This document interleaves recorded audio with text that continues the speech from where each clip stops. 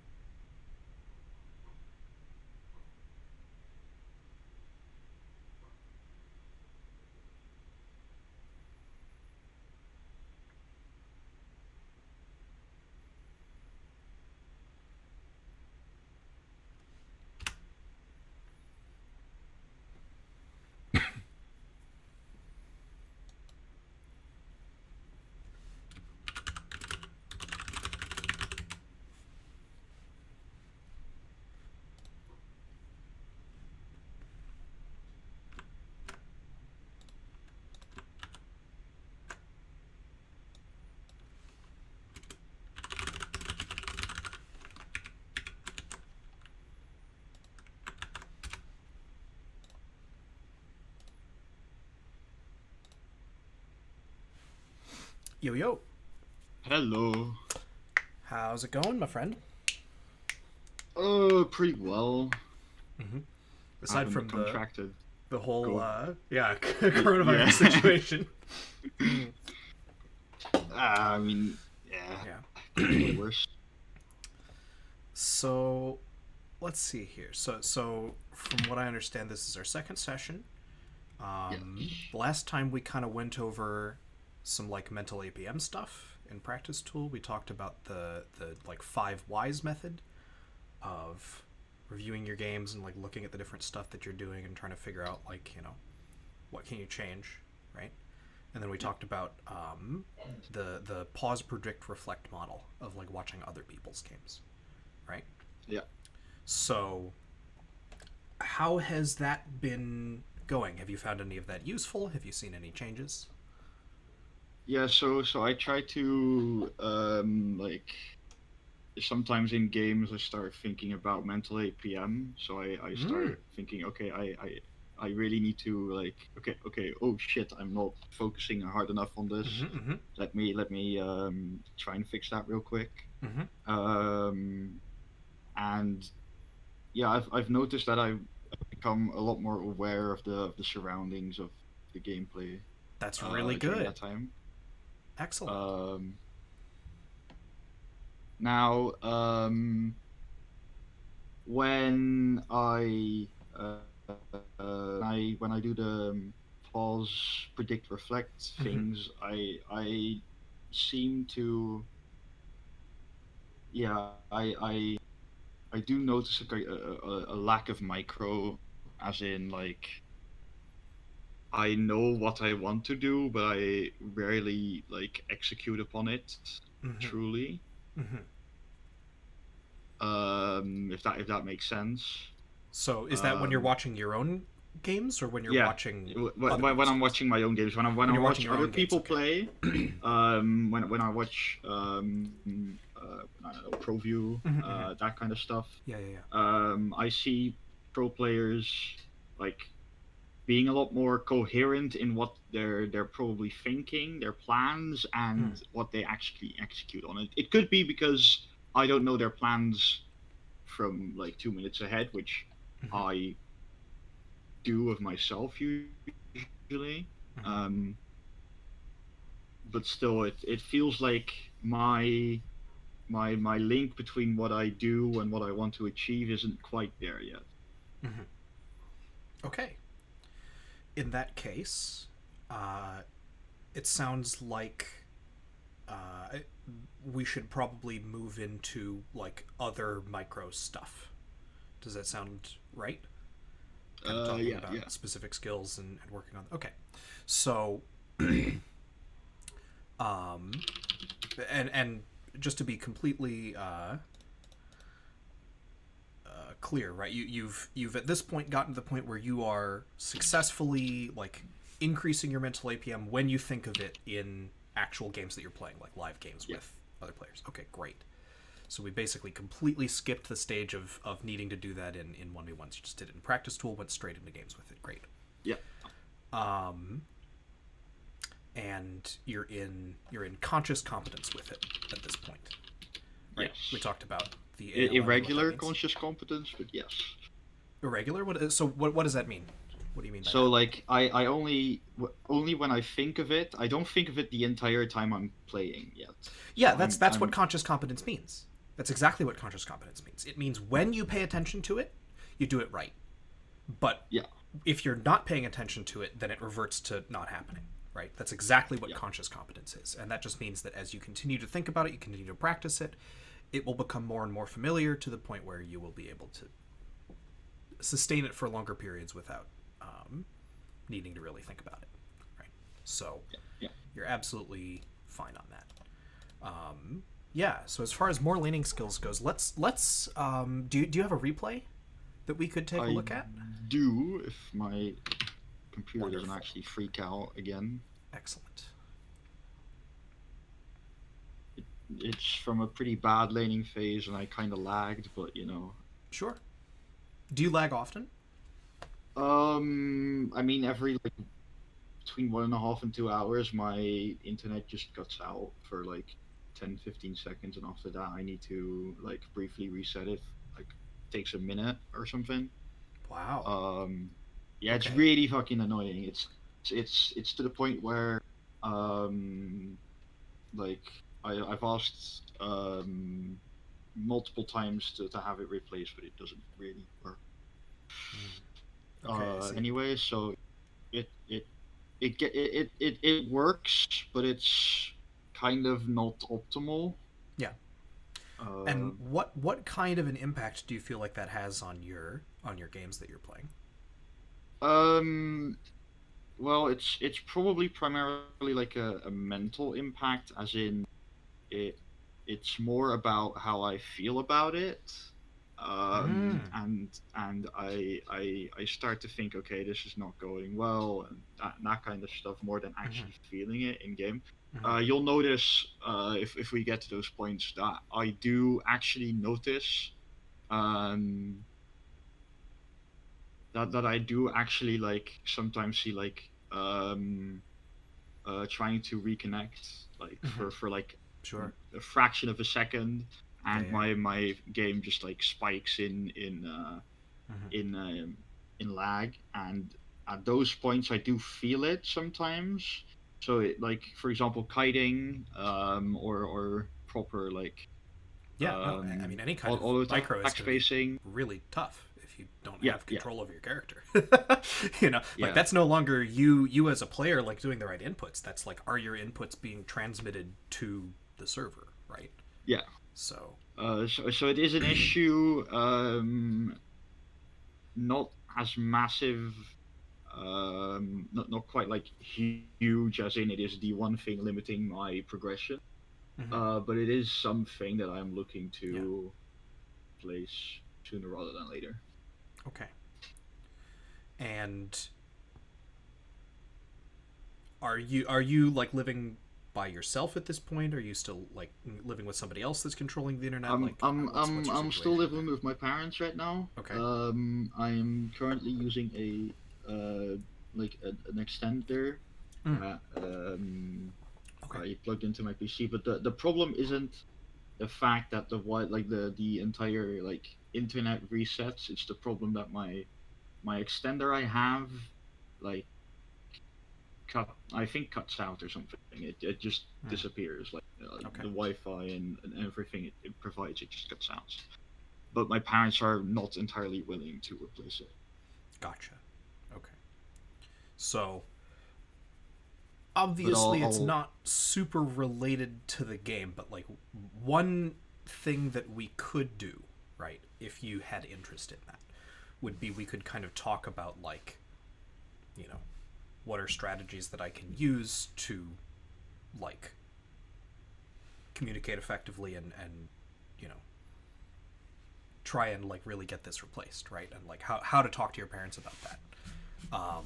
But like I say, not super related to the game, but like that is and then another thing that we could talk about is we could talk about like if you're getting really frustrated um, in the game when this happens, Hmm. we can talk through some strategies to like try to help you with that as well. Try to help you feel It's less it's frustrated. it's not in and of itself like it's not the reason I get frustrated. It just adds on top of like a list of other things. So it's Yeah, um in my country we call it another drop in the bucket. So sure. Yeah, we have that expression here too. oh, okay, didn't know. Mm-hmm. So like it isn't like the reason I get like quote unquote mad, Mm-hmm. but it does play a role. Mm-hmm. I don't think it's necessary to go over yet Mm-hmm. because mental is like, in my opinion, one of the like easiest things to work on. Really? Not as in like it is um quite literally as easy as just saying, okay, don't do this. Oh, I don't agree with that in the I slightest. you don't. No, no. I think I'd that like to hear your side. so okay. In that case, are you so? Like I say, we're kind of at a fork here, right? I have a very different idea of like what working on mental game looks like, and we can spend the hour talking about that, or we can kind of talk more about micro skills, right? And Yeah, like mental is like a big topic, right? Like it's going to be the thing that we talk about if we decide to talk about that. So which would you prefer? Do you want to go into this? Do you I want to do that now? prefer to go about the micro right now, Okay, okay. personally. So we can do that, but we'll keep in the back of our minds that mental is something to think about. And if you want to get started yourself on some of the mental game stuff outside of what we work on together, I strongly recommend that you pick up the book, The Mental Game of Poker by Jared Tendler. Tendler. This one here, not Tendler. Goodness gracious, can't type. Okay. Mental Game of Poker, Jared Tendler. And he, just to give you like a little bit of background for kind of where this is coming from and what it is, um, Jared Tendler was he was actually a golf player, right? And he started to kind of recognize how much like mental game and confidence and all that kind of stuff like mattered on the golf course. And so he got interested in psychology, took a big he like got a degree in psychology, um, licensed counselor, all that, and then he like moved to Arizona and was like trying to work with people on the golf course like on this stuff, but like wasn't getting a whole bunch of traction. Ended up working with a guy that he met on the golf course on his poker mental game, right? And that guy went from being like a like reasonable amateur poker player, playing in small tournaments and winning a little bit, to one of like the top competitors in the world. And he credits a huge amount of that to the work that he did with Jared.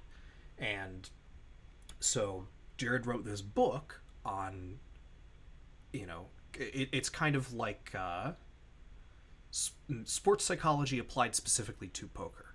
But the fact of the matter is that like there is enough similarity between poker and League of Legends that like you read the book and you can immediately understand how like this situation in poker relates to this situation in League, right? And like the advice that he gives is applicable in both places. And so if you really kind of, especially he talks about like 7 different kinds of tilt. He talks about the adult learning model. He talks about the inchworm model, those things that I talked about before, and a couple of other things. And one of the things that he does address is this idea that like mental game is easy to change and it's just a matter of doing it, right? And he explains why that isn't necessarily the case, and the way that it really is, and how kind of recognizing that and working with it is going to help you actually achieve success in this domain. So, like I say, really, really, really, really strongly recommend the book. But you would have to order it yourself or something like that. And if you would rather just kind of like hear it from me as to how does this apply to League of Legends, then we can just do it like next session or something like that. So Yeah. up to you. Anyway, to get on with micro, let's take a look at your replay. So are you joined in here as well? Are we both paused at 58 seconds? Yes. Okay, great. So I will go ahead and blow this up nice and large then.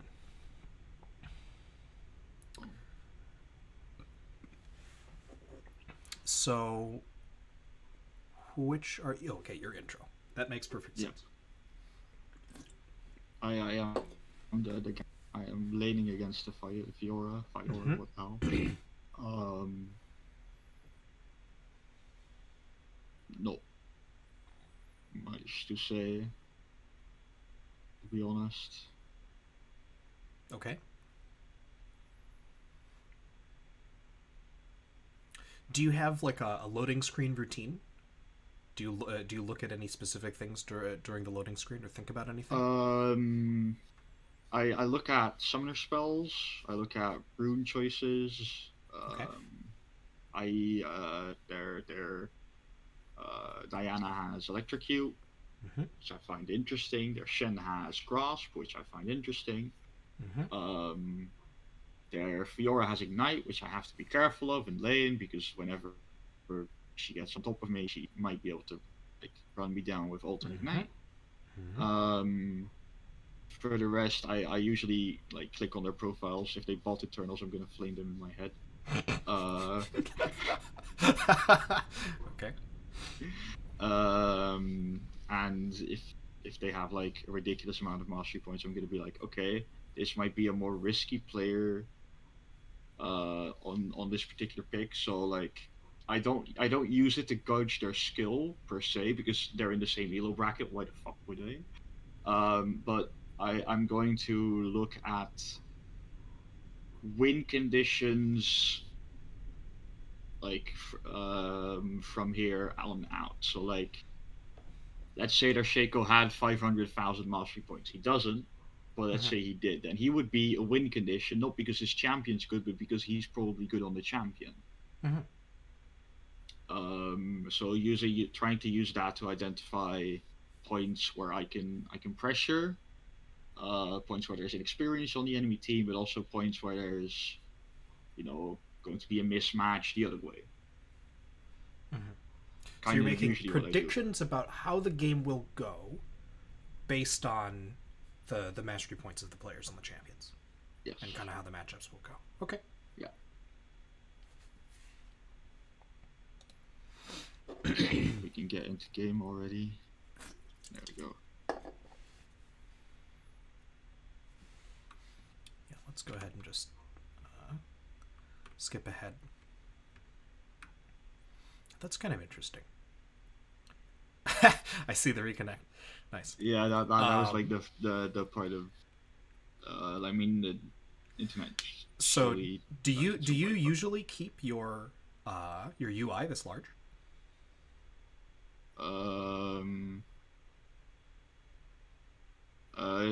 UI. You mean the Yeah, there's this here, right? Like this the size of this window that shows everything can be scaled, right? You can make it bigger or smaller. Yeah, I know. I usually have it this large, yes. Okay. So a lot of people prefer to keep it smaller because then you get a little bit of extra space around it that you can see, which can be kind of nice, especially in top lane when you're trying to see somebody coming up from the bottom of the screen that might be trying to gank you, right? Mm-hmm. But it's not a huge deal, just something that is fine. Like if you have like bad astigmatism or something, you like have like trouble seeing things, then certainly keeping it large can be nice because you can see your cooldowns, I things like that. I don't especially think. I mean, I don't have glasses, so it should be decent Mm-hmm. eyesight. Yeah, It's more like I've always had it this way, so why change? yeah, Which you're is a you're pretty comfortable bad with it. mindset, but No, I think it's a totally reasonable mindset. To be quite honest I with you, it's yeah. like In this case, yeah, sure. In other cases, it's Mhm. It's like is it being smaller worth the discomfort of adjusting to something new, and how long will it take you to adjust something new? So yeah. you know, And I like I say, have a small history of not adjusting to things especially quickly, so hmm,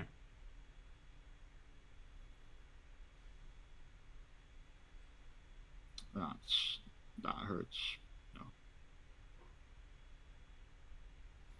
okay.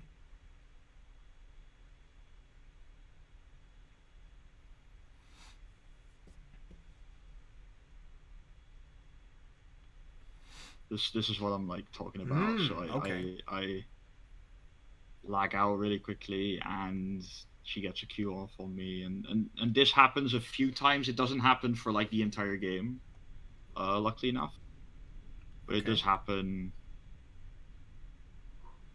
um, semi regularly for the Hmm. first few minutes, Yeah. and then after that, the internet kind of smooths itself out again, and just Okay.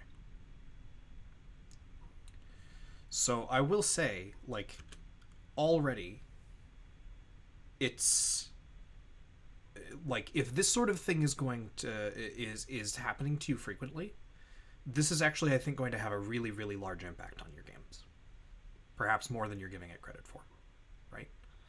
hmm And the reason for that is because of like the butterfly effect, right?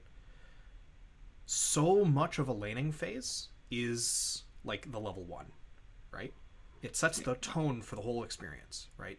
Like, and because one and two and three as levels are so different from the rest of the game, like matchups that are typically really difficult, you can sometimes gain advantages in that like don't you can't in other places in the matchup. Sometimes um, matchups that you are uh, strong in, you're not actually that strong at level 2, and so you have to be super careful, right?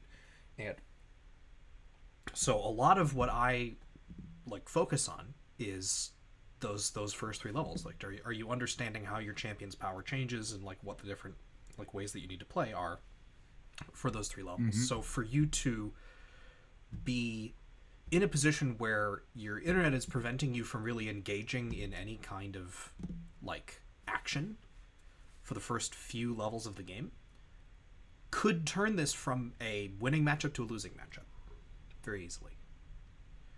And so I know that you already feel frustrated about it, and you already feel like you're doing everything that you can, right? But and so I say this not to say like you need to be really motivated to like try and fix it. I mean it in a different sense. I mean it in the sense that like you need to be very gentle with yourself when you're thinking about your performance, because right now your performance is being influenced really heavily by this, right? And it's not anything that you are doing as a player.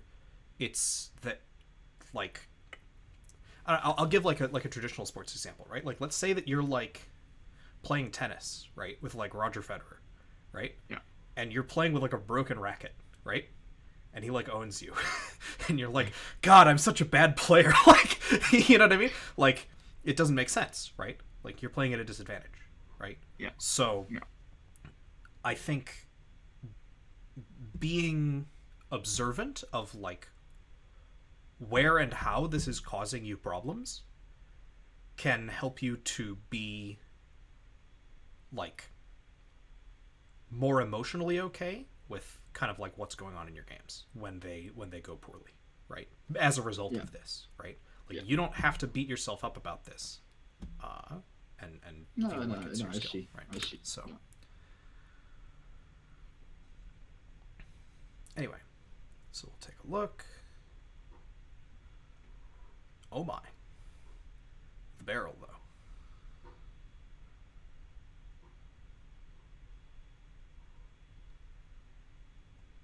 Yeah, the reason I put down barrels in this matchup is to make sure that when Fiora engages, I just cue the barrel and walk away.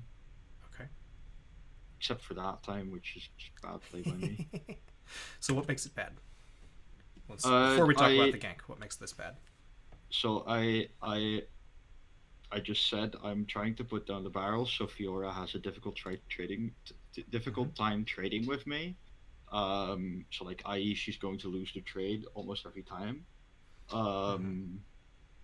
But here I walk so that I'm outside of my barrel range. So the entire plan of using barrels is again by me being, I mean, unaware of it. So I didn't adhere to the plan I put myself to. Okay. And why didn't you adhere to the plan? Let me see if I can find a good reason. If I can't, then there's no good reason. So, There's always a reason. yeah. So there's a tiny bit of minion blocking here. So I get trouble walking through the minions. What are you trying to do right now? Like I'm in this moment in your head, what are you thinking in game? I I don't see Kane at this point. I completely blind to Kane at this Yeah, no, point. you're focusing on your lane. So I'm trying to get every hit as possible while maintaining like wave control over Fiora. So Fiora right here is like she can Q to this minion, but for the rest she's pretty like outside of this wave's area. So she has a difficult time CSing. So if I like, Okay, so you're trying to zone Fiora. yeah, Okay. like not actually zone her, like freezing the wave, getting 20 CS leads, but like trying to get a small like lead back from the level 1, level 2, where she actually got every minion of the first wave and I only got like 5 of them or something. Trying to compensate for the loss I made during the Okay. level 1, which wasn't my fault but still happened. Yeah. Yeah, no, you need to react to what goes on, right? Yeah. So so first of all, just like a little piece of terminology, when I say zone, I don't necessarily mean like you said, like hard zone, right? All that I mean is that like you're moving up, you're tethering the opponent and like using your like range circle to like bully them around, right? And like force them to take damage when they're trying to walk forward, right? Like that's what I mean by zone. And so in this situation, right, you're trying to essentially trading stance, right? You're trying to trading stance the Fiora, you're trying to punish her for doing what she wants to do, which is to CS, right? Yeah. So when we think about trading stancing of Fiora, right, and we think about this like matchup, right, you've already kind of identified that like barrels are going to be your friend here, right? Why? Explain to me, why are barrels important / useful in this matchup? What do they do? They create zones where Fiora like can't be. Okay. So they give the GP in this matchup a substantially larger amount of zone control. Yes. Okay. So I want you to draw for me what is your zone of influence right now? Just like put a circle around it. If Fiora, draw me the area within which, if Fiora is there, you can damage her. If Fiora is there, I can damage her. Yeah. Draw me the line between where you can damage her and can't damage her. You think that's I it? mean, this is a bit of an ugly line, but yeah, Okay, something like this. something like that. Okay. So here's the way that I would think of it, right? So you have Mhm. your Q range, right? And so Yeah. we'll draw your Q range in yellow, right? And we'll say that that's roughly this. Does that sound about right? Yeah, about. It's maybe more like that, right? Yeah, Yeah. So let something, whatever. me. Sure. So it's something like this, right? So it dips. So one of the differences here is that this dips a little bit maybe further down than you put your line here. And then when we think about the barrels, right? You draw for me, or you tell me, is this roughly the maximum range right here of like a barrel like linked together, or can it go all the way to like like edge to edge? I don't If actually you play put the GP. edges, if you this is pretty bad barrel placement. Like if they overlap like very slightly, you can still link them together. So like Okay, so um it could be further forward by another 100 so units or so. it could be like this added to Yeah. like this minus like 10 units or something. Okay. So yeah, there's just to be a little bit of overlap, but not much. Okay. Yeah. So in that case, I would say when we think about your E. Okay, so first, okay, actually, no, we'll start over. So there's the range of your Q, then there's actually we need to keep in mind as well the range of your auto attacks, right? And the range of your auto attacks is melee, so it's something like this, right? And then when we think about the range of your barrels, right, we can think of it as kind of like your furthest forward barrel is like one zone, and then there's also the like barrel combo zone, which is basically like it's essentially like how far away can you place a barrel, right? And I don't actually know like how far away from you can you place a barrel as GP, right? I don't know. I don't play GP that much. Okay. I'm going to look at the wiki real quick. Yeah, I'm thinking Uh, I'll do the same thing. your PC's will be quicker, so you know. Yes. Powder keg effect rate target radius is 1,000 range. And what's the rate of his Q? The range of his Q is 625, so it's another like 400 range on top of your Q range. So you can, from what I understand, I don't that think seems that's entirely insane. right. Yeah, That does not seem correct. Okay, I I'm gonna go think ahead. I'm gonna go ahead and go into a custom game with GP, and we're gonna find out. All right, that's what I'm gonna do. So I'll go ahead and screen share, and we'll do some testing I, here. I can't write Gangplank, but Yeah, uh but you know, for the moment, right? Like, let's assume that it's something uh, like this is maybe this is how far your barrel will actually reach, right? If you yeah. do another keg, right?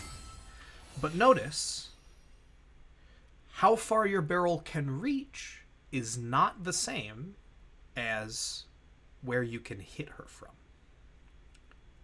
right? It's not the same as like the range at which it's guaranteed. So if I, use like a slightly lighter shade of pink, where you might actually be able to like distinctly hit her from would maybe be something more like this. And the reason is if she's here, then by the time she retreats to here, you have to, that distance is enough time for you to throw down a barrel and have queued the first one in for it to have bounced. You kind of get what I'm saying? Yeah. Right? So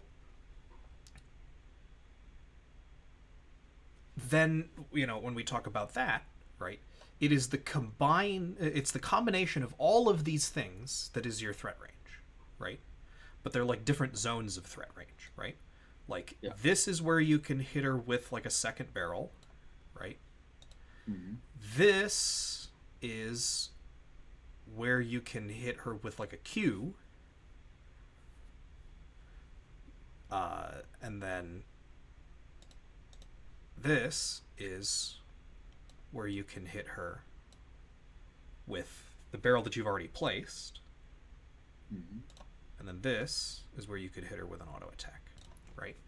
And each of these are going to like be like different amounts of damage, right? And so like, you know, the innermost red zone is probably the most threatening because you could basically hit her with everything there. You can full combo her if she's right there, right? Yeah. But if she's out there on the edge where she is, then, you know, it's a lot harder for her to take damage, right? Yeah. So the reason that I bring all of this up is because I want to point something out. And I'm going to go ahead and clear the canvas here, right? So this range of like, you know, where you can hit her with like a second barrel, right, is almost completely unaffected. Like you can be anywhere, you can be as far back as you want up to about like here, right? You know, like anywhere on this line is like a reasonable place for you to stand, and your effective range is still going to be here, right? It's however far back you can be, such that you can still place the barrel, and you're in range to actually cue this one, right? Yeah, or this one even. Yeah, or that one even. But notice that this one is different, right? This one is a very different barrel than this one, because if you blow up this barrel, right, then it's like a, you know, like one spreads to two. It's like 1-2 punch instead of like, yeah, and that's faster. Like 1, 2, 3. Yeah, 1, 2, 3, and the 3 punch is significantly slower. Like that's like another 150 to 200 units of movement, right? So that actually that shrinks your range down to like here again, you know? Yeah, I know. So the notion too then is, okay, what's Fiora's threat range, right? You know, so she's got. Oh my god! Okay, what the fuck? Okay, yeah. that was my WhatsApp actually having sounds.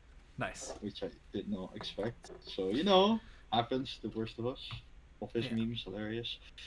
So we'll say something like this is her auto attack range, and then we'll say with Q, her Q extends her range, right? Like she can hit anything basically up to like here-ish with a Q if she Qs in that direction, right? And Q prioritizes champions on Fiora. Yeah. So you are. So I think when we look at it, when we look at this next like second or so, right, with all of that information in mind, let's take a look at kind of what happens here.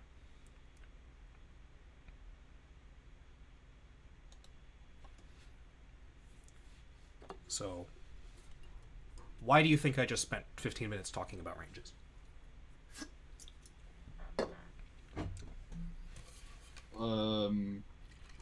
Because she didn't make use of her range more effectively than I did. She did, or she didn't make more use of it? She did. Yes. If she didn't, I would have won the trade. So. Mm-hmm. So this leads me to what I'll call tethering, right? And have you heard LS talk about tethering before? He's the only one that I know that talks about it. I have watched his streams a short amount, but no. Okay. So tethering is essentially the idea that like there's your effective range, right? And if you're the person that has the range advantage, right,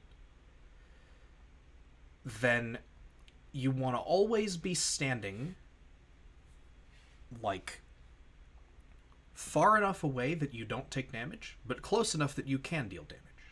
You know? I mean, it's like, you know, the typical thing is like, you know, you're an 80 carry and you're kiting somebody. You know what I mean? Like you can deal damage to them, but they can't deal damage to you because of the range difference, right? And keeping that range difference so that if they turn away, you know, you stop running away, you start kiting them, you know, back where they were going, right? And if they continue forward, then you continue kiting backwards, right? And so it's this idea of like, there's like a Goldilocks range, right? So, you know, anywhere inside of Fiora's Q range, right, is like danger, you know? Like, we can think of Fiora as like the sun, okay? Right? And you're the earth. Yeah. Okay? So, anywhere, if you're too close to Fiora, then you get literally incinerated, okay? And that feels really bad. And then if you are too far away from Fiora, right? I'll just draw like a little fire here. Ooh, scary.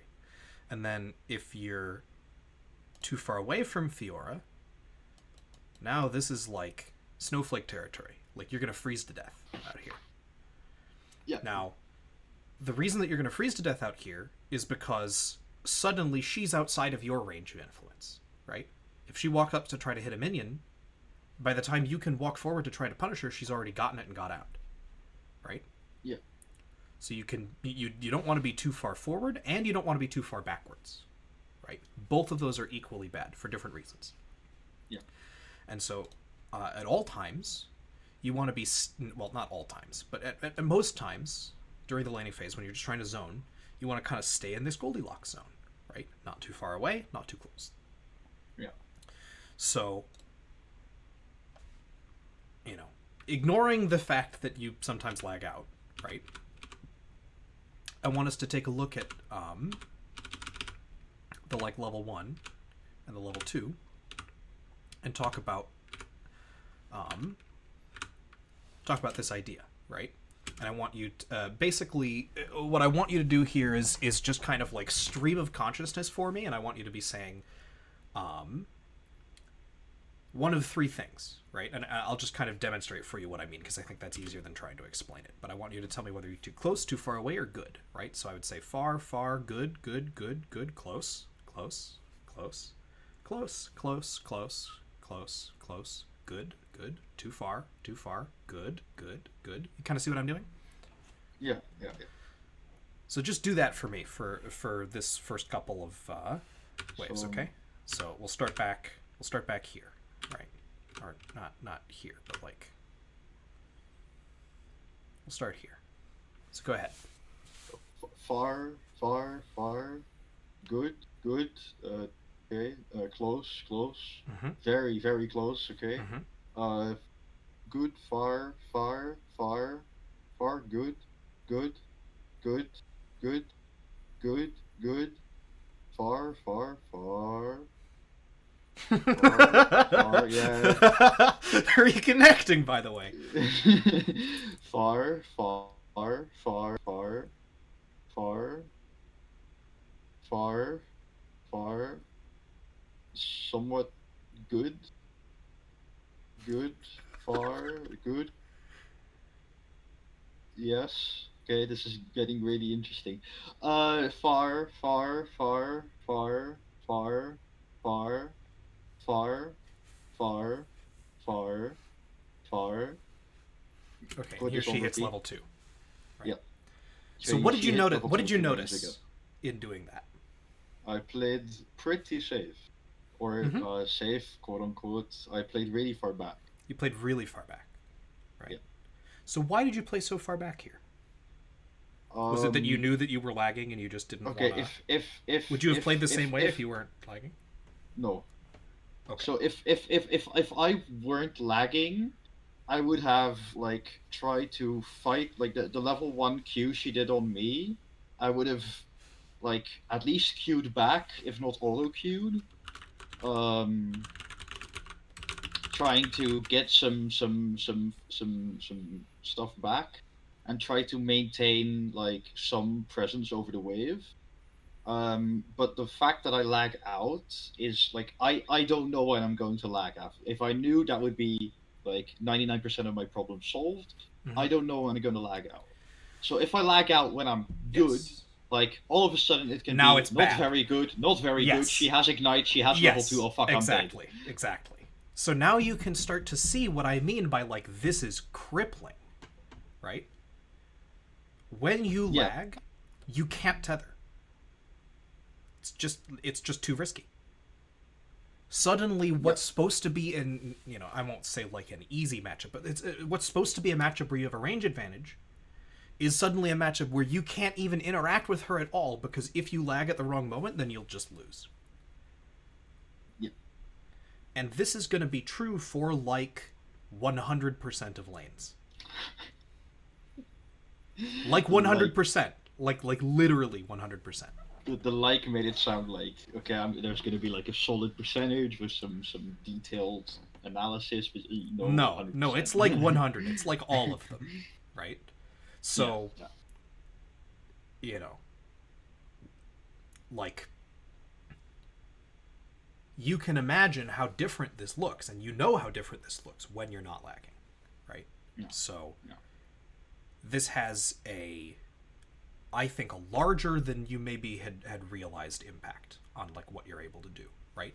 Because if you think about like, okay, like, what is this first like level supposed to look like, right? Like if you get like 2 Qs off on her, right? She's like this now, Yeah. That's like the entire what I wanted to do in the beginning. right? You know? So I want to walk up to the first minion. Like Mm-hmm. if we go back here, Yeah, yeah, yeah. like my Yeah, I see plan it. for the laning phase is I walk up to the minion. I use my passive to ignite the minion. I like my passive burns for like 3-4 seconds. Yeah. If like I get grasp off of that single auto attack, and if she tries to go in, I auto Q and I get a grasp proc and I get a solid trade. And if she doesn't try to go in, I just Q and walk into the bush or walk away to make sure the minions don't actually kill me. And I have much more CS. At the end of this, I have like Literally one. You're like waiting for I've the minions to come in. I have one CS when I'm trying to wait for this wave to hit the turret Yeah. So because it's not actually that you're down CS. It's just that you haven't hit any of the minions yet because you've let her zone you out. I mean yeah I like I You're am lagging. it's like I will lose like one of these two CS. Yeah. Like this minion Yeah. just dies to the turret. Unless I can't you're walk up. unless you're willing to walk up and take damage for it. Yeah, and I am not because I am still level 1 and she's level 2. So here is where level 2 hits. Mm-hmm. And still there's 6 minions here. I have 3 CS, so max is like 9. I'm still gonna be down a few CS, but it's not the end of the world. Yeah, you missed 3 on the first wave, half of them. So, but like, I'm not gonna get all of these CS No. ever. So I'm probably down like 6 CS. I am down a solid amount of wave control.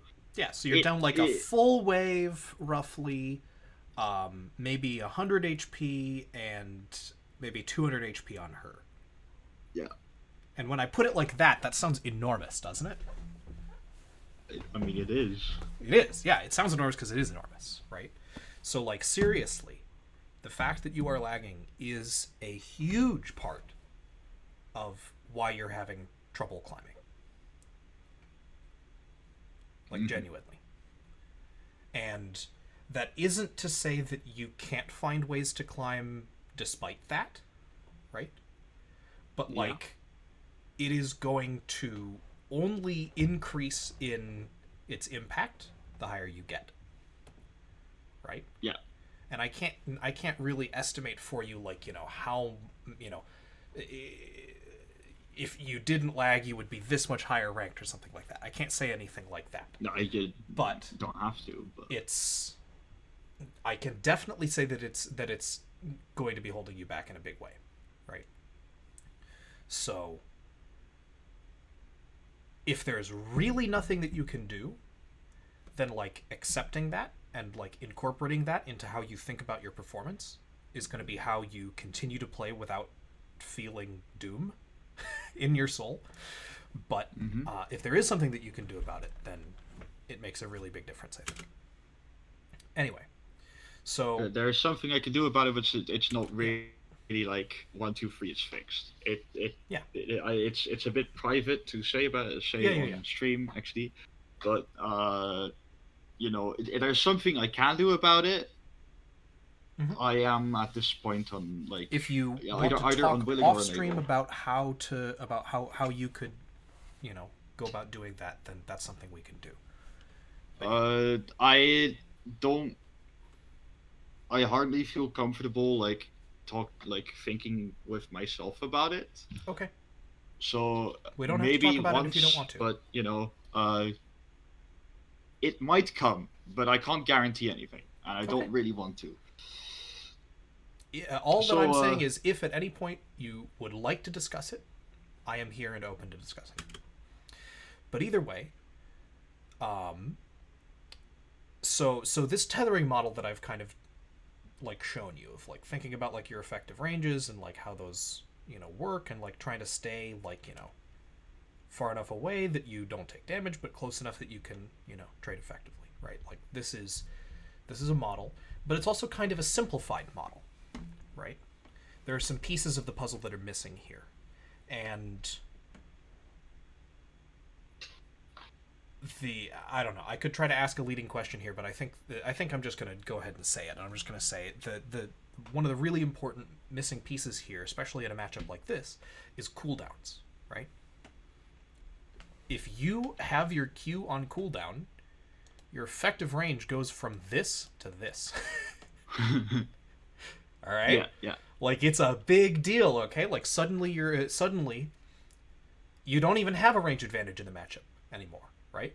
Suddenly she has this amount of range, you have this amount of range, and it's like now you're tethering to her. Now like the roles are reversed, right? Like she has the range advantage and it's really bad. Or not really bad, but like it's very different, right? Your objective is no longer zone her. Your objective is don't get zoned by her, right? Yeah. So for the 4.5 seconds that's on cooldown. Yeah. yes. So do you know what the cooldown of Fiora Q is? It is 12 seconds rank 1, if I can recall correctly. Or it might be longer. But it is refunded by 60% if she does hit an enemy with it. It is. I know that much. It's 16 base, and it goes out to like 8 or something. Yeah. So let's see. So if we do 16 times 0.4, we get 6.4. So if she hits somebody with it, then it's a 6.4 second cooldown. Yep. And Gangplank's Q is a 5 second cooldown. Yes. So, what does this mean?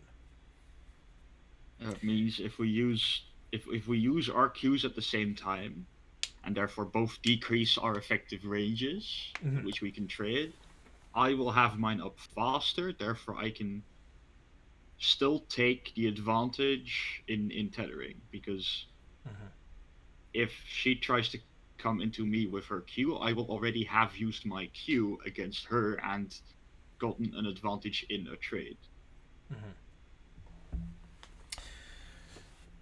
So what does that actually... my theory. Yeah, that's the theory.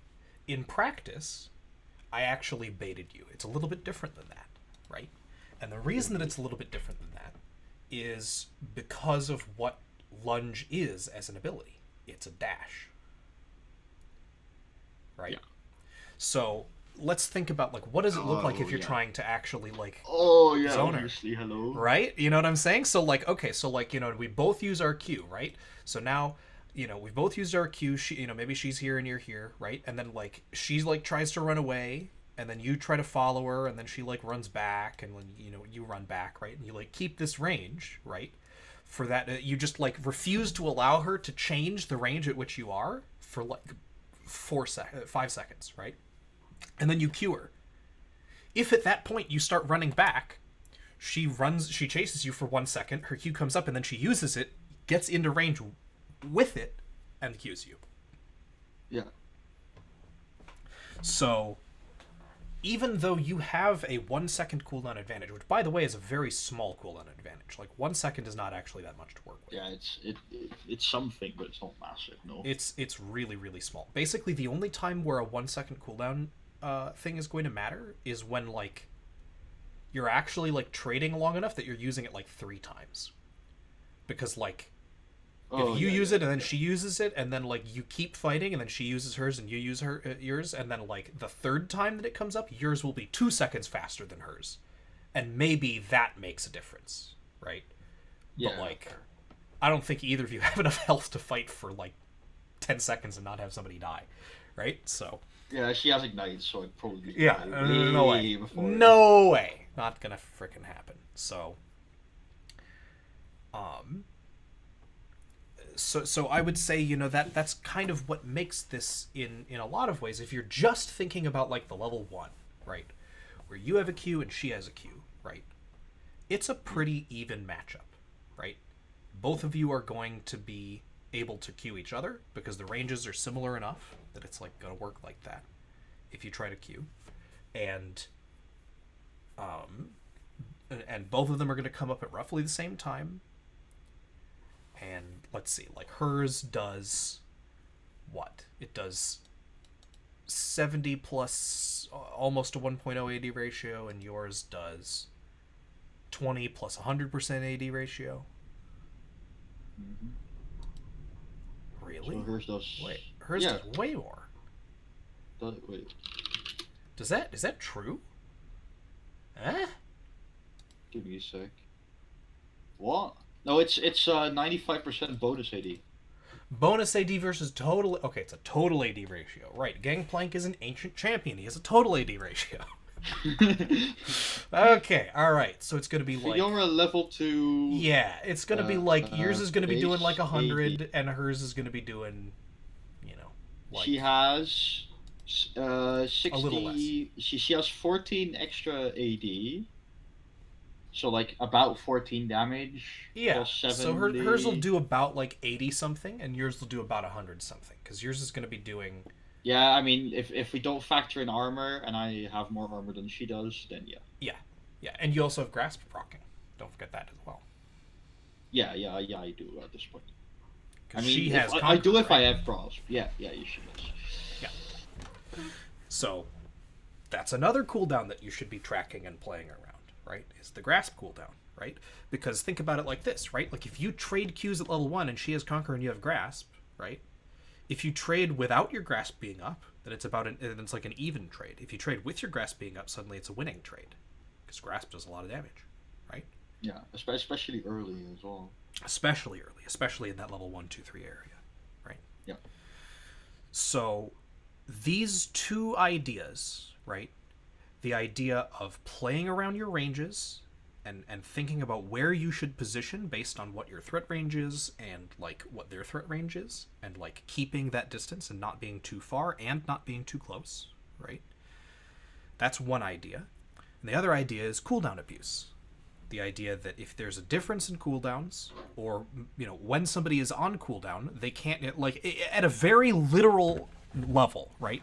If the ability is on cooldown, they can't use it. And that means that they can't use it. It changes the way the matchup works, okay? You know, for that window of time, right? And that can often lead to like you can play it very differently than you play it when everything is up, right? So now what I want to do is from here, I want to actually go back to the moment that it hits the turret. About like here-ish, right? And now what I want to do is I want to do the same exercise that we did before. I want you to say like too close or too far, but I want you to also think about the cooldowns, okay? And factor those into whether you're like close or far. Does that make sense? Yeah. Okay. Then I'm going to quickly go back like sure. 10 seconds. Sure. Yeah, you want to do it from the beginning? We can do it from the beginning. No, it's no, not that far, but I want to know like when did she use her Q so that I can like estimate like in game I would know when she would use her Q. Yeah. So in this scenario, I wish to know when did she use her Q. So does she have it up? Yeah, does she have it up for the start? Yeah. Sure. Yeah.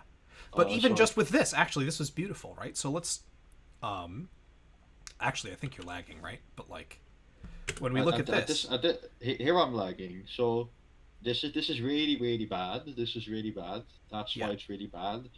Like, okay, right so you're back in control. Now, like, give me a sec. Like right here, I also know like this is for the first time I noticed that like she like right here, I don't see the vital popping up anywhere, but it pops up right It's there. already popped by the time that you regain control, and she's already queued it. Yeah, Yeah. that's like worse. But you know, It's really bad. It's really, really bad for you. it's Lag really is, bad. Like lag is killing you, dude. for like here, I would be fine with it. Here, I want to die. I'm pretty sure it always spawns close on one of the closer two sides to you the first time that it spawns. It does. I think don't that's know. I think that's a thing, actually. I remember reading that. So when we look at detail, so if you look on the wiki and you look at details of an ability, sometimes it has really interesting stuff in there. I tried to look it up, but I can't find it. I'll maybe So, see something Duelist in. stance details. Vital angles fix the champion model, doesn't interact with its orientation. So it doesn't say anything about it. But like the wiki is not necessarily. Yeah, the wiki most... is not. I remember. I think it was not the wiki. I think it was I was watching like some kind of like Fiora one trick video that talked about that and how like it always spawns on one of the closer two angles first, and then goes to the opposite two angles second. I don't play Fiora enough angles, to know that. I don't play sort of Fiora enough to know that, but it might be, and that's why it would explain something. Yeah. As far as I know, it doesn't, but I haven't played Fiora a lot. Who knows? So this is far. I'm lagging, so whatever. Yeah. I can't judge at this point. Far. Like if she like the thing I stand here because if she walks up like really far, then like she could she has a minion wave right here. Mm-hmm. It's not entirely unfeasible if I stand here instead that she just gets a trade off on me. I don't want that, so I try to stand as far back as I can. Yeah. At this point, she has a giant minion wave, and that's why you have to stand that far back. You're not actually, and this is, I think, an important and interesting point, right? You are not in this moment tethering. We're pausing at the same time. Pausing each. Yeah, it's so at this point you're not actually tethering Fiora. You're tethering the minions, right? And that's why it feels right to stand right here. Is because you know that they have a certain range, and that like if you trade with Fiora because she walks up, then they'll aggro you, right? So like you're still tethering. You're actually already doing this. It's just that you're not tethering the champion. You're tethering the minions. Okay, fair. I don't have Q for that, so I'm far. Far? What do you mean far? I mean, yeah. If this if is you my consider point. Minions, At this point, fair. This is good. Right now, Fiora's range is this. Your range is this. This is perfect. You're standing just outside of the range that she can Q you from, but not so far forward that you so you're not standing far enough forward that she can Q you, but you're also not standing far enough away that if she randomly uses Q on a minion to CS it or something, that you can't walk up and auto attack her. Yeah, fair. Right? So this is good. You're not too far away. This is perfect, taking into account your Q cooldown. Yeah. Okay. So I'm good right now. Yep. Good. Far. I'm a bit far here. Yeah. I'm looking at tab so for now, some reason, but... now you have to start thinking about your Q is going to come up soon, right? So as like a rule of thumb, if a cooldown is like about like 2 seconds away from being up, you want to be heading towards the range that you want to be once it is up. You kind of get what I'm saying with that, right? Yeah. So So this is all good. This now that you've used your Q, right? I would say this is like good, close, way too close, right? Close, good. I mean, good, yeah. Good. If she trades in there, I would have a minion lead, but yeah, I need to walk up like to about this minion maybe, depending on what Fiora does. But yeah, I wouldn't. I might not go quite that far up, but at the very least, you should be here. Right? Yeah, you should be here, and if she continues walking back, then you keep moving in that direction. Yeah. Right? So yeah, that would be what I would think of. Fair. pretty far now. Still don't know if I'm going to lag out again. Far, far, far, very, very far, very far. Now I'm at Are this you point. far? At this point. Like the moment this like we're pretty far back here, but the moment like this minion here is killed, it's not far anymore because suddenly this entire wave of minions just decides, okay, like at this point, if I queue her, like if I walk up, like to here's like my range ish. Mm-hmm. Um, if I stand somewhere on this line, I can queue her, and probably get away. Uh, if I get into that range, then I am like by the time I am here, the minions are here. She might be pushed up already. Um, she might not because there's no minions to CS. But if I'm here, then the minions might already be there. I Q her, then the minions auto attack me for like 70, 50, 70, 80 Mm-hmm. damage, and I lose the trade.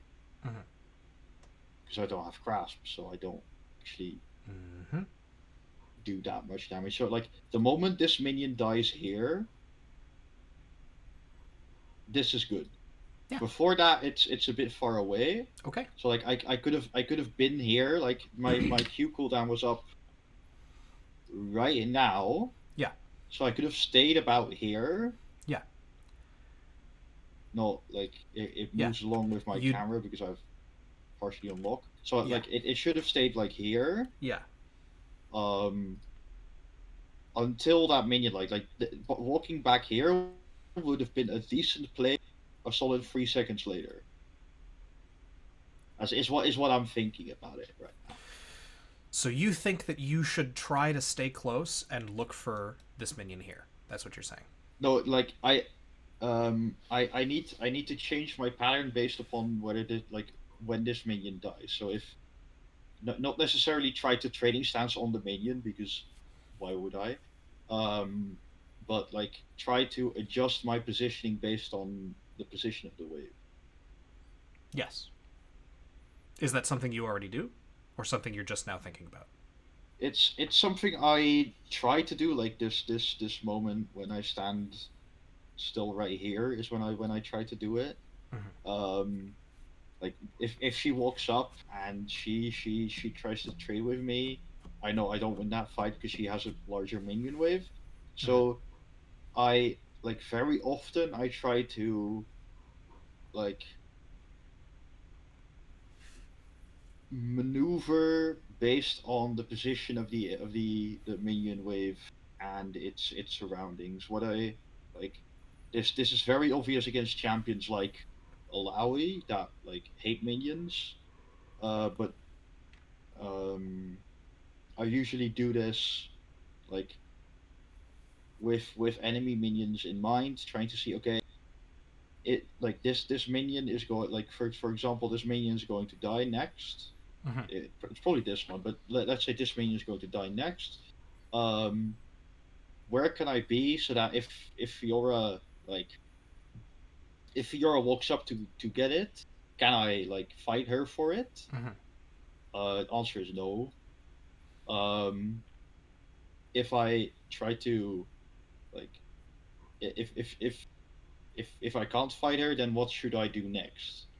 Like what is my plan when this minion dies? Mm-hmm. If this minion dies, what am I trying to do? I'm trying to get to my minion wave. Like I at this point I know I'm lagging out because I don't see stuff dying. This minion dies, so I know I'm going to try to walk to this wave and stay close to my wave because when I'm close to my wave, there's like I can win a trade because I'm gangplank and I'm still level one. Mm-hmm. Like she might have ignite, I also have ignite. It's Well, you have called my teleport. passive. Oh. It's just called my passive. True. True. Can confirm.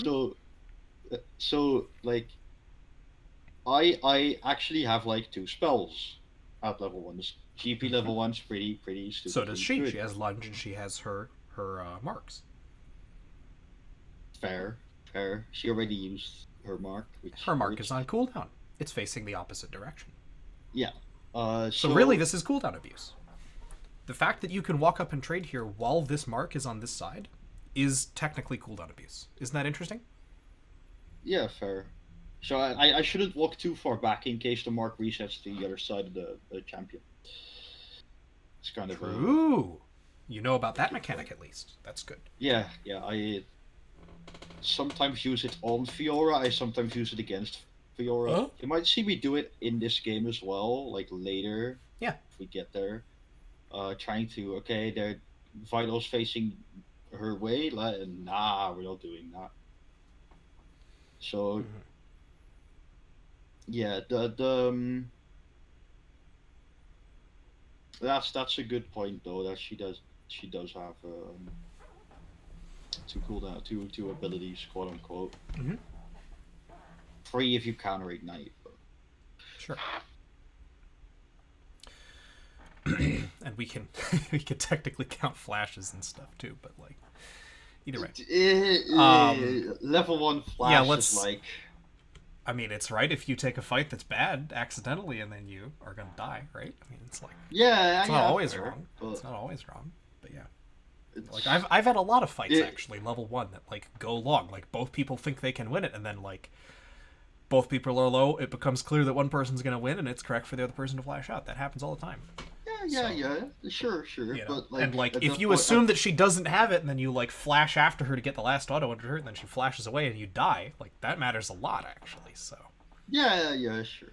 As a jungler, I think I experienced that maybe more than a top laner, right? So I mean, I've had a lot of level 1 fights with like Riven or something stuff. Sure. Yeah, that kind of thing. So either way, not to make a pun, but do you feel like you're kind of grasping the idea of kind of what I'm getting at here? Yeah. The rages like stuff.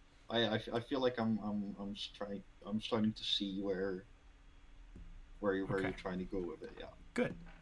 So, in that case, let's go ahead and skip forward a bit.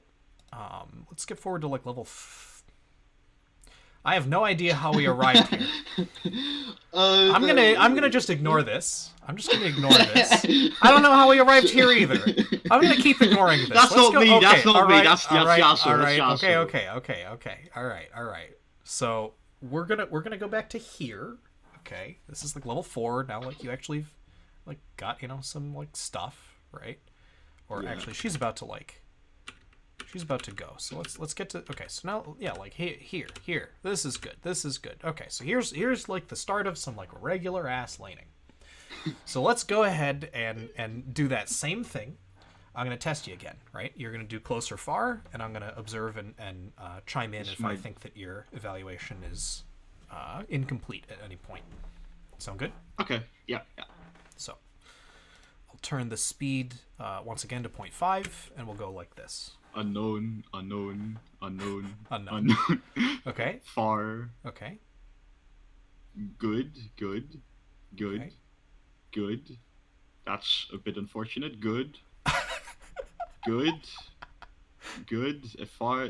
Now, my mental APM isn't high enough. Close. Okay. In that case, we have a solution. Good. We go down to 0.25. Okay. So here we go. Fair. Unknown. Still like walking up. Far. Good. Give me a sec. Yeah. So good. Sorry, my parents. Good.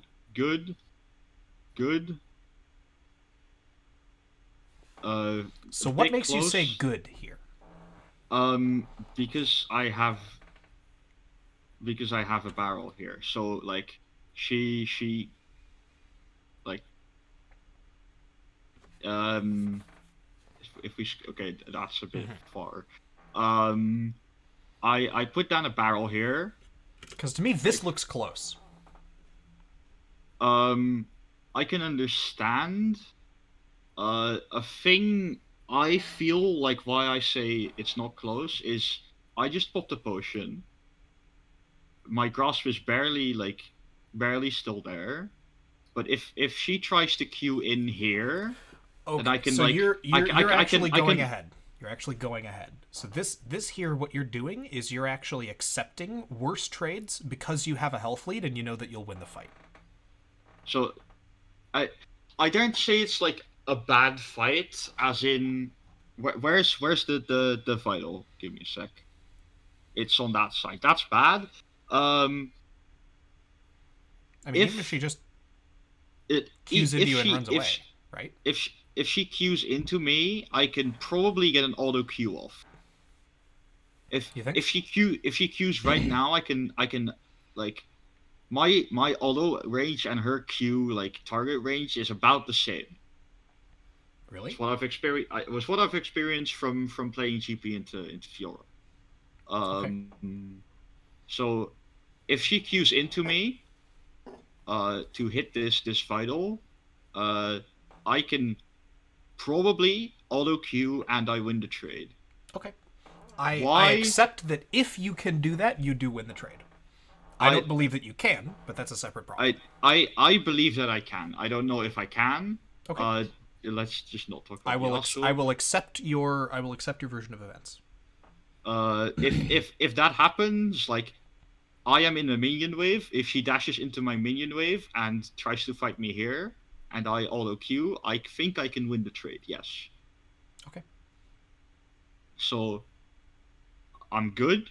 I'm good. Good. Now I'm close, and now I'm very close, and now I'm very very like sad. So here I am good. Yeah, here Here, you're here good. I agree. Now that this is all finished, this is now good, actually. here I'm good. She has no Q. I have no Q. Mine comes off like later, so it's like about the same time. Like her Q cooldown goes down with level, mine doesn't. Yeah. So, uh, brain, hello intro. My Q. Uh, wait, what am I trying to say? I just completely lost my We're talking train of about thought. ranges, whether you're too close, too Yeah, far. so right here, I feel like if we my mouse is very not entirely representative of the situation. Here, I feel like I'm good. Putting this barrel down made me a bit overconfident, probably. Right here, I should have like this is fine. Not fantastic, but this is fine. Um, and here, this is where I stop for some odd reason, and this is where it becomes too close. The moment I stop here, it becomes too close because now she can queue without actually me having the ability to trade back because I am like not reacting to her situation fast enough Okay. in a way. And like So my if you're barrel is not still on a bit reacting of fast cooldown. enough, and then how are you supposed to react fast enough? So when I see her queue to me, what I should do is walk into her. Okay. Is like why do I do that? Because then I can guarantee getting my auto off, and if she tries to either fight me here, then I have a bit of a minion lead because I can bring all my minions to bear, and she Mm-hmm. can't actually bring her range there. Mm-hmm. And um, if she tries to run away, then I can put another barrel down and trade back with my Q and a barrel chain. So I want to walk into her right here. That would be the ideal situation. I walked into here. I want to walk into her here Okay. to ensure me getting a trade back Mm-hmm. for So her why are you trade. walking away then?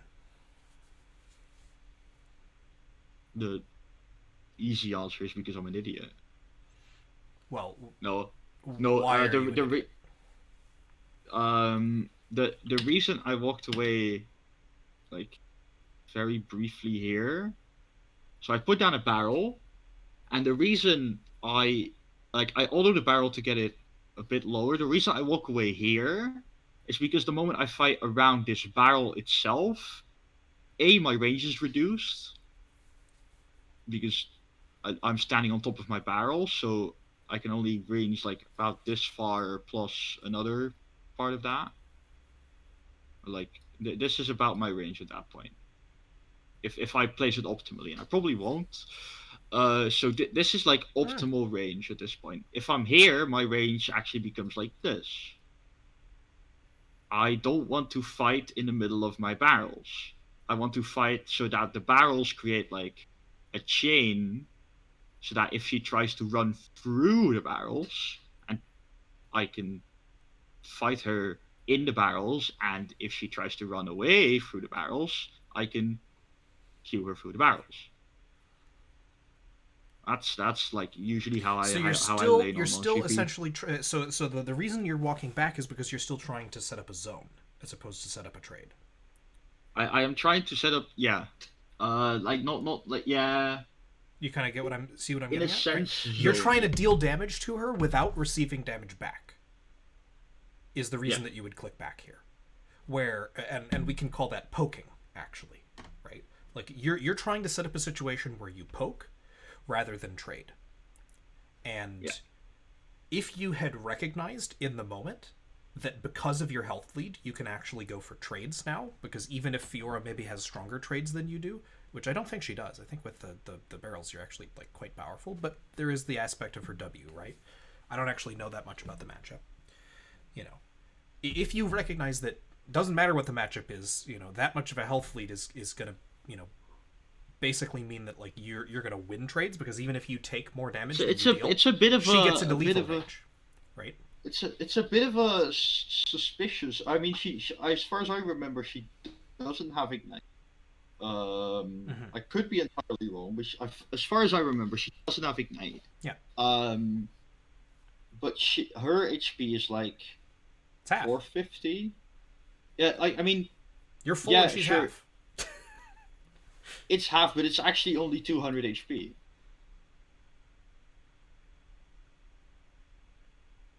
So yes, I'm full HP, but my full HP is like still 200 HP than her, less than her full HP. Mm-hmm. Okay. So if she has ignite, I immediately lose like 100 HP Mm-hmm. from ignite. Like in a perfect world, I lose 100 HP from the fight from the ignite. Now suddenly there's 100 HP difference. Mm-hmm. At this point, I would consider her trades to be stronger. Like if she plays it well, she can Yeah, W I agree. my barrel, and she wins the trade because she can heal off of this. I can heal with W, Mm-hmm. but she can run me down Yeah. in a way. Um, Okay. in this scenario, I So can understand do where you you're think that reasoning you from. actually should walk forward then, or do you think that you're correct to run away? I think I should walk forward because I'm trying. I don't want to trade for like until the death. I want to trade Yeah, you want to trade, not all briefly. in. You don't win the all in, but you do win the trade. So what I want to do is walk is to make sure that I use my barrels to create a zone in which I can win trades. Um, if I do like And that's whether or notably not I do. different. That's notably different, by the way, than setting up barrel patterns that allow you to poke her, to do damage just by barrel chaining without ever getting in range of her. Yeah, Like the I literal mean, position of the barrels is going to be different, right? Like if you're yes, trying to set up yes. barrels to poke, right? Like I feel like you would want to do one like like here, right? Yeah, or Because then maybe even like stand here and use like bush barrels. sure, or like a bush barrel, right? Like that kind of thing is going to be that's how you poke with barrels, right? But Yeah, throwing the barrel into the wave is like come fight me, like that's what that like says to me, right? Like yeah, I will yeah. win. I do want to do. I want to trade here Yes. because Fiora's mannerisms of trading is I will come into you and I will fight you, Yeah. and GP's manner of trading is come into me and I will beat you at the fight you're trying to take against me. Yeah. He can't ever So get on top of her, but if she comes into him, then he actually does have pretty strong damage yeah, in the short trade exactly. window.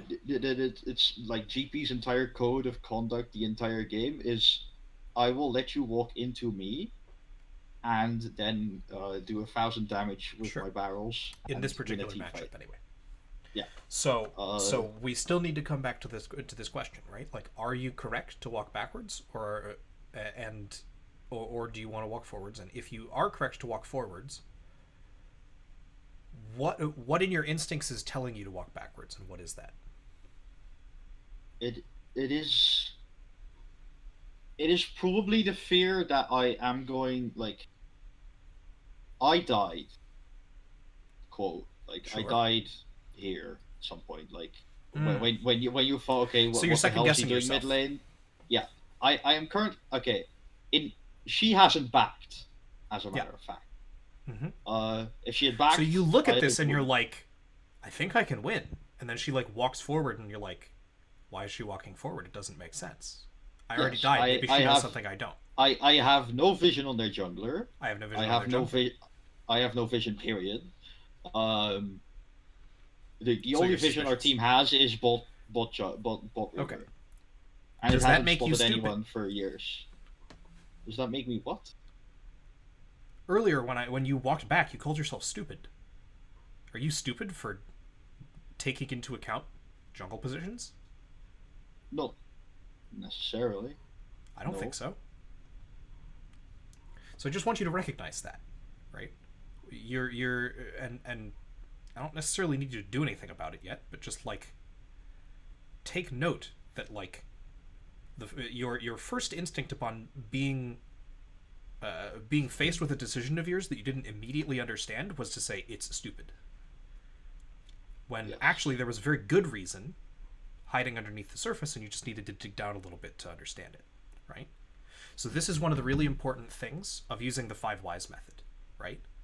Is I'm stupid generally isn't a good reason. Like, Yeah. I didn't know can be a good reason. I thought something else was more important can be a good reason. But I'm stupid isn't really a reason. That's just a judgment. So try to avoid leaving that as the final piece of your analysis. When you notice yourself thinking, I'm stupid, notice the thought, let it go, and continue to dive deeper into the analysis. Okay? Yeah. Okay. So in this situation, you in a pure 1v1, you feel comfortable walking forward, but in the context of the game state, the fact that you've already died and the fact that you don't have any vision on the enemy jungler makes you feel like walking forward is risky, and so you decide to walk a little bit further back. Yeah. And then she slides forward and hits you with the very edge of the thing, which is what I will Yeah. call really good tethering by her. Yeah. Yeah. Fair. And she And W's then she my W's the barrel. barrel, but fortunately, because that's I mean, the that is the way I that it mean, is. She takes some minion she, aggro still, because yeah, she keep procs that's minions. like that's like what I why I thought like And the that's fact that you the dodge the W is really good too. By the way, if you don't dodge the W, I think you actually are losing the trade. so like what happens here is she queues into me. Like at this point, she has 500 health because she gained 50 from Yeah. hitting me with the Fido, and at the end of it all, like she W, so she's stuck there for a very long time, and a few million dollars later, she like is back down to what HP she was before hitting the Fido. Yeah. And it's basically a wash, right? Like your trade and her trade basically canceled out. Yeah, essentially. And after all I that, nothing happened. But No, now people are exactly. on cooldown. Yeah. And I'll tell you one thing. Do you know what's on a very long cooldown? Is Her W, Fiora's W. like 24 seconds double one. 24 seconds exactly. And you max it last. And you max it last. So Cool. when she uses the W, suddenly,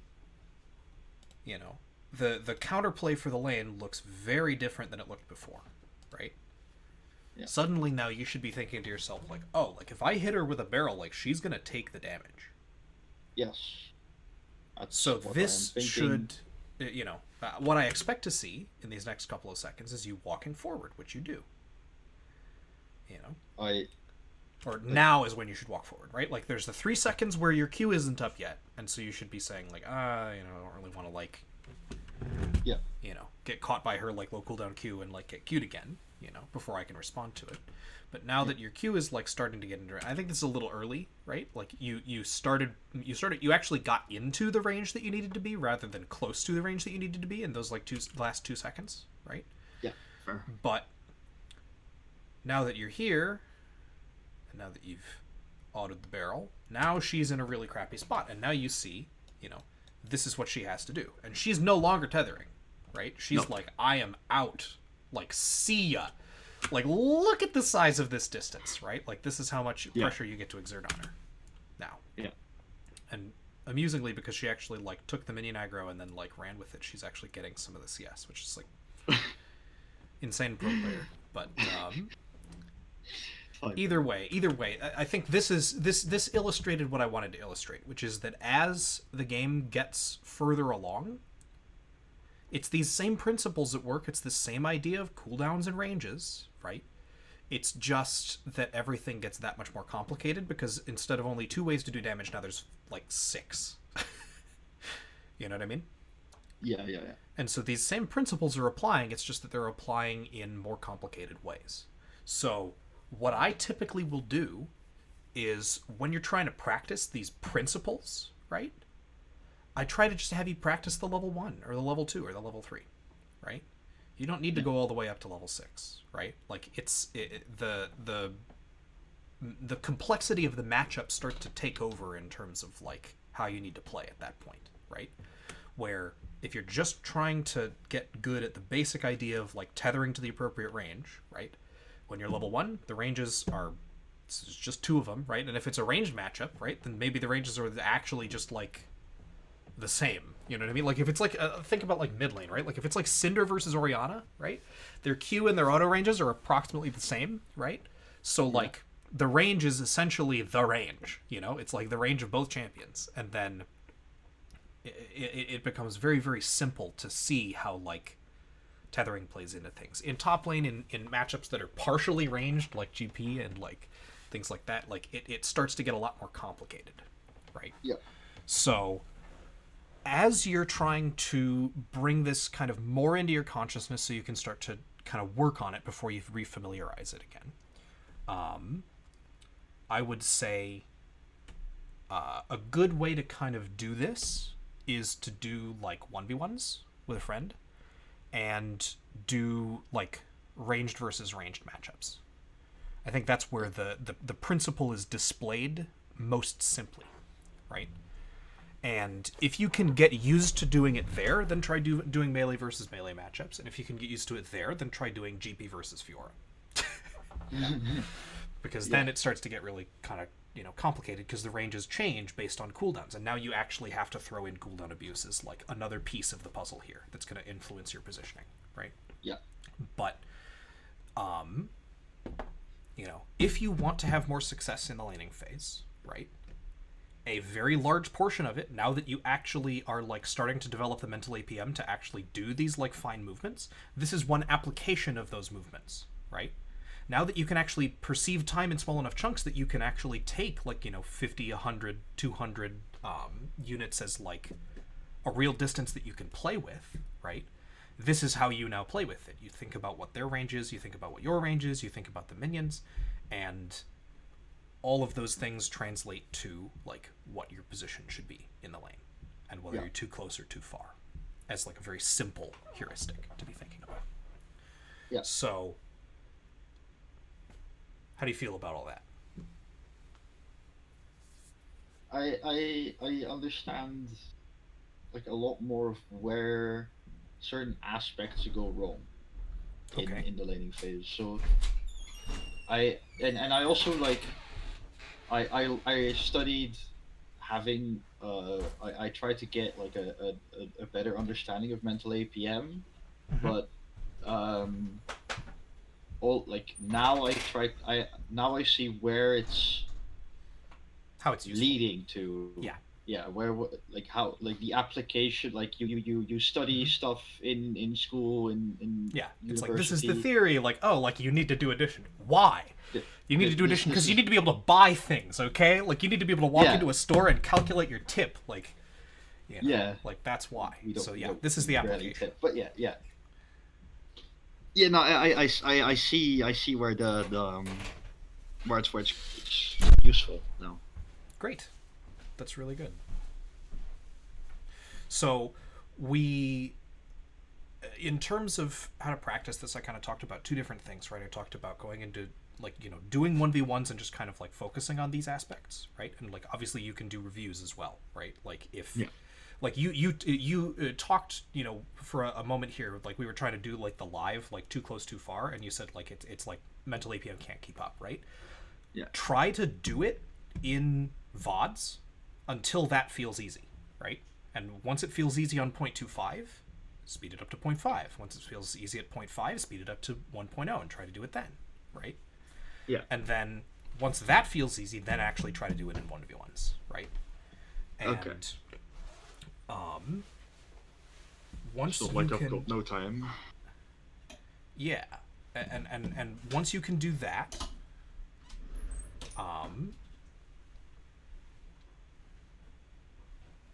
yeah, we talked about the other things that you can do too, right? Like, you can do like range versus range matchups at like level 1, and how that's like real easy.